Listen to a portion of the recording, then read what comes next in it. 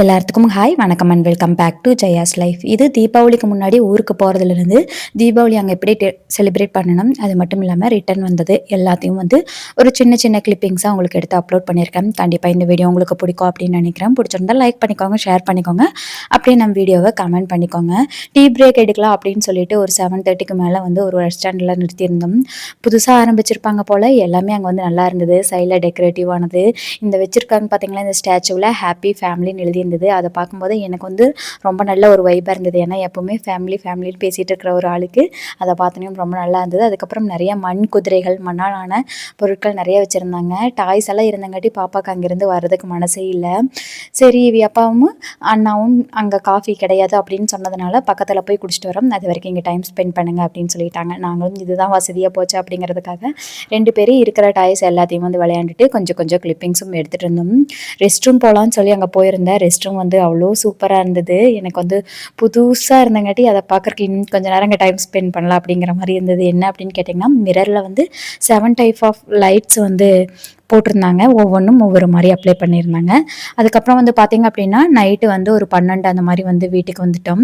அண்ணா வீட்டில் தான் ஸ்டே பண்ணியிருந்தோம் நைட்டு. அதுக்கு மேலே ஊருக்கு வரதுக்கு அப்படின்னா நாங்கள் ஒரு 45 கிலோமீட்டர்ஸ் போக வேண்டியது இருந்தனால எங்கள் வீட்டுக்கு சரி அண்ணா வீட்லேயே தங்கியிருந்துட்டு காலையில் அங்கே ஒரு கடை இருக்குது, அங்கே எங்களுக்கு டிஷர்ட்ஸ் எல்லாம் தேவைப்படுது அப்படின்னு சொல்லிட்டு எங்கள் வீட்டுக்காரர் லாஸ்ட் ஒரு 5 to 6 இயர்ஸாக அங்கே தான் போடுறாரு. ரொம்ப நல்லாயிருக்கும், மச்சானுக்கும் வேணும் அப்படின்னு சொல்லியிருந்தனால சரி அதையும் பர்ச்சேஸ் பண்ணிகிட்டே போயிடலாம் அப்படின்னு சொல்கிறதுக்காக அங்கே இருந்துட்டு எல்லாத்தையும் பர்ச்சேஸ் பண்ணிவிட்டு ஒரு 10 மணிக்கு மேலே தான் அப்படி வீட்டுக்கே கிளம்பி இருந்திருப்போம். போகும்போது மணி 12:30 ஆயிடுச்சு. இடையில தங்கச்சியை பார்த்து அவளை கூட கொஞ்சம் நேரம் டைம் ஸ்பெண்ட் பண்ணிவிட்டு அதுக்கப்புறம் வீட்டுக்கு போனோம்.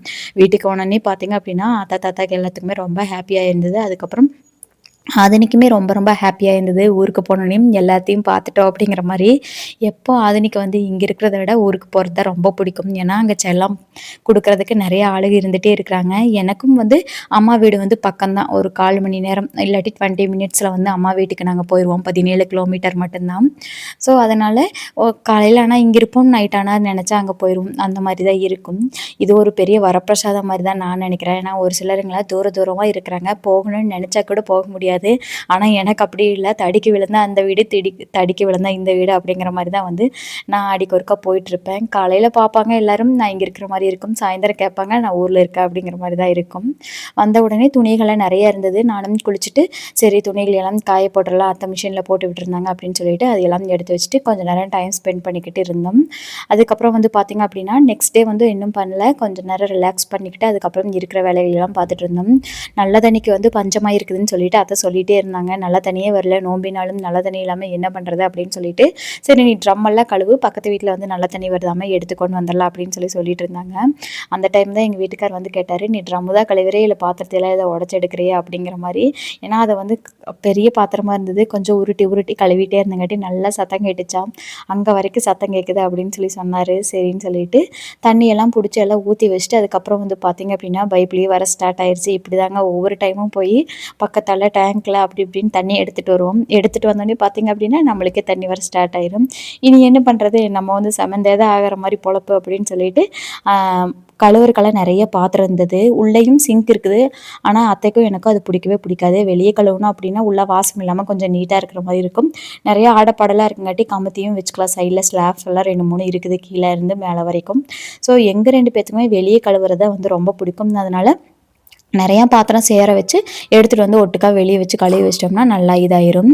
தீபாவளி முடிச்சுட்டு அதுக்கப்புறம் பார்த்திங்க அப்படின்னா அம்மா வீட்டுக்கு போயிட்டோம். ஆக்சுவலி தீபாவளிக்கு முன்னத்த நாள் எங்கள் வீட்டுக்காரோட அக்கா, எங்கள் வீட்டுக்காரோட அத்தை மாமா, அதாவது எங்கள் அத்தையோட தம்பி எல்லாரும் ஃபேமிலியும் வந்திருந்தாங்க. ரொம்ப நல்லா இருந்தது, ரொம்ப நல்லா என்ஜாய் பண்ணோம். அங்கேயும் நிறைய பட்டாசு வெடித்தோம். அவங்களுக்கு அவங்க கிட்ட ஒரு பர்மிஷன் கேட்கணும் அப்படிங்கிறது எனக்கு இருந்தது. ஏன்னா ஒவ்வொருத்தருக்கும் ஒவ்வொரு பர்சனலாக ஒரு இது இருக்கும், வீடியோ வரணுமா வேண்டாமா அப்படிங்கிறதுக்காக அவங்க இருக்கிற டைமில் நான் வீடியோ எடுக்கல. ஸோ மற்றபடிக்கு எதுவும் இல்லை, நம்ம ஃபேமிலி தான் போடணும் அப்படிங்கிற எந்த ஒரு கட்டாயமும் இல்லை.